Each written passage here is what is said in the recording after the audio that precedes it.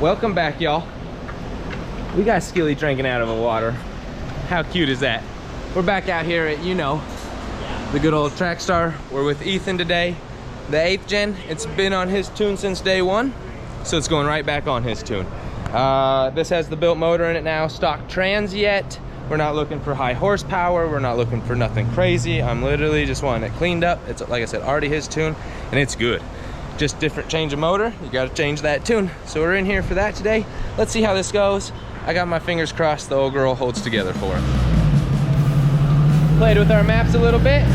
Let's see if she can do a pull.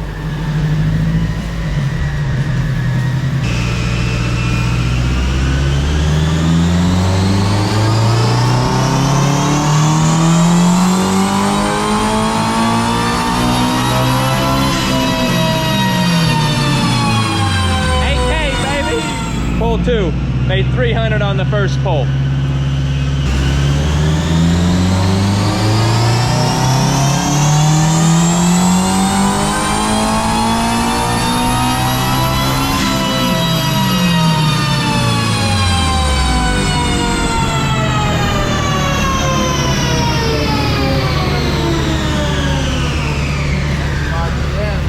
Yes, sir.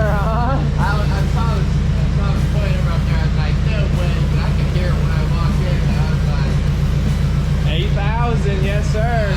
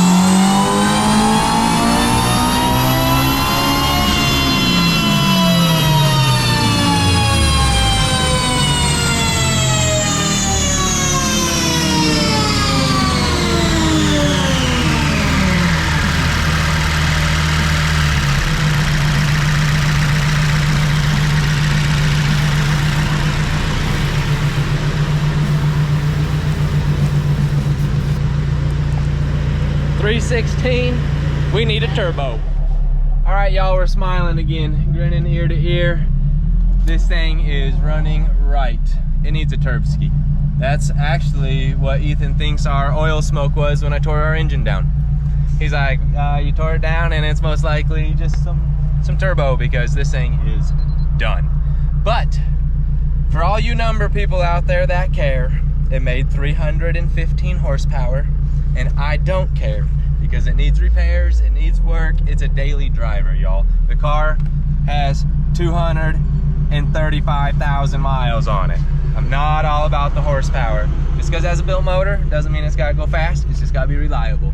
So now, the wife and I are gonna head to the old house, drop probably Skilly off, get a key, head down to the shop. We got some things to do today. Let's dive into it.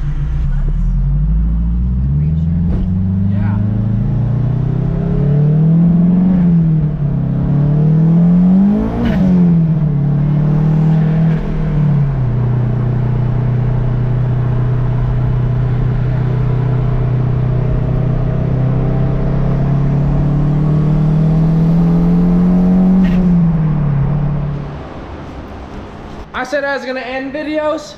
I can't end videos, so I'm just gonna switch up videos. Instead of 20-minute videos and hour-long videos, hey, we're just gonna keep shortening them down. You're gonna be getting 5, 10, 15-minute videos. If you watch them, good for you. If not, good for you too. I don't mind. We're here, we got the R1. You guys seen we went and picked this thing up.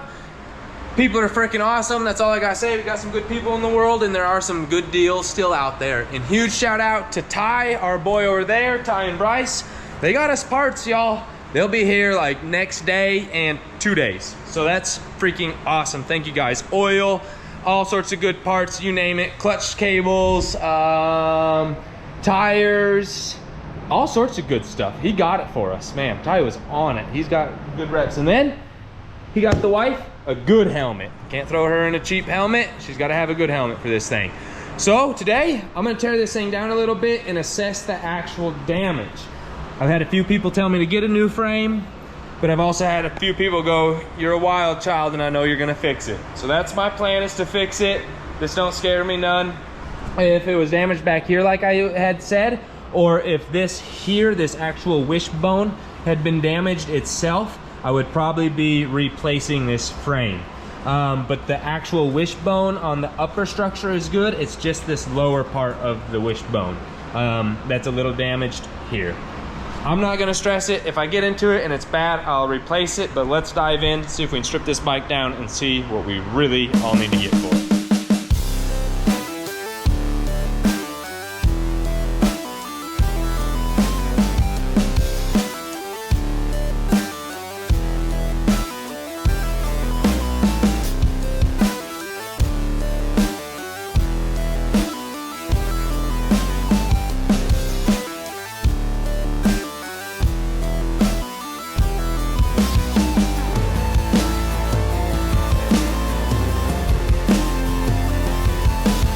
Good thing she had a filter in there.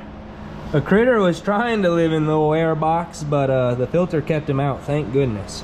It's all cleaned down in the throttle body, so that's a bonus. I'm gonna vacuum that out, pull the rest of this air box off, because I learned from the other R1, which, see this one, it does.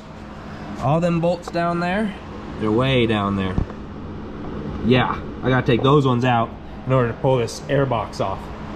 About broke it on the other R1 outside because I had no idea what I was doing. I was just yanking on it. Finally I learned. So I'm gonna clean that up, pull that box off, strip this down the rest of the way, get the coolant out. That was one thing Ty said. Old coolant in these bikes, no bueno. So we're gonna get it out, clean up a few things, order a few more parts, and see where it leads us. Ooh, let's see if this battery's gonna die. Quick little update. We got the radiator out, tank off, all the air box, cleaned it up a good little bit. She is nice and shiny down inside there yet, which is a bonus. I did hit the key on this thing with the battery. It's got 17,000 miles on it. I'm pretty tickled on that. But right now I'm gonna try to get this engine swung down so we can assess this damage over here. This is why we got the bike. It's all broke out. Let's see if we can't get this thing down, out of our way. Make sure it's just that valve cover that's broken. Hopefully it's not a cam gear or anything like that. It doesn't appear to be, but hey, it could be. And then we're gonna see about fixing up some of these. All right, y'all, we're getting out of here. I got the old turbo car keys. Excited, 300 horsepower. How can you not be excited? Come on now, put a smile on your face. Turbo noises. Wife and I are gonna go get some dinner. I got this thing tore down. I got the engine loose and I did get it down. And if you guys can kind of look already, it's hard to tell, but I already got this straightened up a good little bit. Yep, see that gap there? So this is already straightening up, and that was with just a simple little twist around, pry around. It broke some stuff, it's expected, and then it really let us see that case. We got a new one ordered already. Let's go.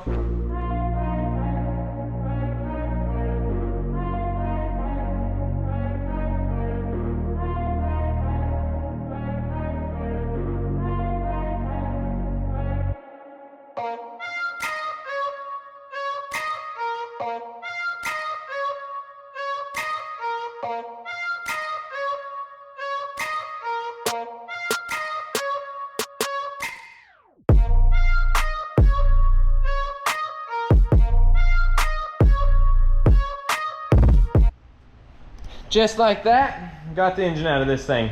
Not too bad, a little precarious, but not bad by myself. Well, not by myself, I got the old waffle dogs down here. And good news, still had oil in it. Made a big old mess, let me tell you. But now that it's out, we can see that valve cover is just smashed. We got a new one coming for it, so no big deal there. And then, as you guys have already seen, that frame's all broke. I'll bring it over to this side. Putty up in there, you can see it's broke on the back side, kind of broke up in the top there, broke down there. So now I'm gonna tear this frame down the rest of the way, get it stripped down, clean those spots, beat that thing around, get it all welded up, and hope I can get that motor back up in there. Let's see, y'all. Sheesh, y'all, it's like 1:30 in the morning or something. Yeah, 1:30. And this bike's all back together. Welded up frame. This is welded up. I might have to cut it off so I didn't grind it down and clean it up. and I'm not 100% sure if I got it right.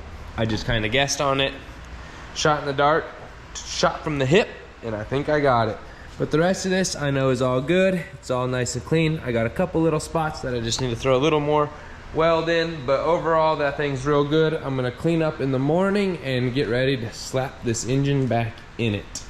I'm just gonna do a bunch of mock-up because we do have to replace this timing cover, or this valve cover, excuse me. Not timing cover, valve cover. We got a new one on the way, but that's where I'm at. It's late as all get up. I'm gonna go home, catch a nap, come down tomorrow, and knock this thing out. Choo, buddy. And just like that, the old R1 has an engine again, y'all. It's permanent, temporary, I'm not too sure. We'll find out if it's good or not. I got our boy Zach down here helping me. I actually ran into him on his bike on my way to the shop. I just seen a bike and I was like, there's no way that I know this guy. Sure enough, I knew that guy. Look how clean his bike is. Dang, that thing's beautiful. Beautiful. I don't know what's all done to it, so that's all I know is it's beautiful. But the engine is in this thing, all good to go. This is all repaired, as you guys seen. I welded it up, I put this bracket on. I could have actually bent and tweaked it a little bit more. I was worried about it being too close already, so it's not. I got to put a little spacer in there. This should actually be bent more through this area, and that should be butted up to that. But hey, I'll be okay with it. It took a bolt, I put a nut on the backside. All the other ones went in as they should. Threw a little spray paint on it. This thing's ready to go. We're gonna tear the front end off it for now. Oh, he needed a stubby and I got him the biggest Phillips I had. What a guy. It's a little tight. You know, and then wait for a few parts to come in. So the R1 is coming right along. Just a little weekend funness for y'all. Man, I wish it was the weekend already so I could be working on that thing again. But hey, we're waiting for parts to come in anyway. So today, I'm over here working on the old TL. I'm pretty sure this one's a TL. Yeah, you guys will correct me if not, right? Yep, oh, CL. It's a CL Type S, y'all. And it officially has a shifting